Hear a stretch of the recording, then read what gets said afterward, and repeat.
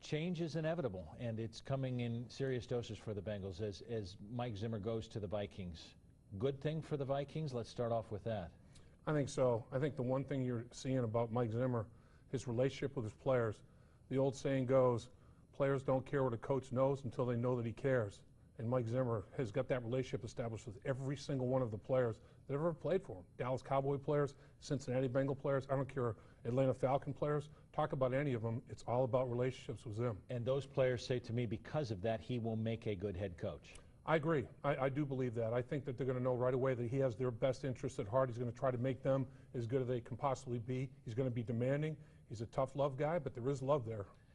Is there love for Paul Guenther? I get the sense, and you said it at season's end, you thought Paul Guenther was the MVP of the coaching staff, so a good hire for the Bengals to keep him? I think so. I think in terms of continuity and consistency, it's dead on, because let's face it, Mike Zimmer's 6-year tenure was the greatest defensive run they've ever had in the history of the franchise. Tough shoes to fill, big shoes to fill, but Paul Guenther was his right-hand man.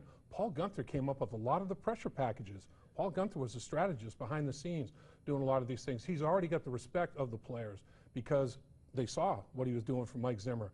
And 10 of the 11 defensive starters are signed. Paul Guenther knows those players know Paul Guenther. I think it would be a seamless transition if they can get it done. You say that, but fandom seems to say, oh my gosh, here were the two guys that we really needed and now they're gone. Are the Bengals better off because of what they've got in Hugh Jackson now and Paul Guenther? I mean, I don't know if you can say losing a guy like Mike Zimmer in particular, 6-year run, I don't know if you can say you're better off.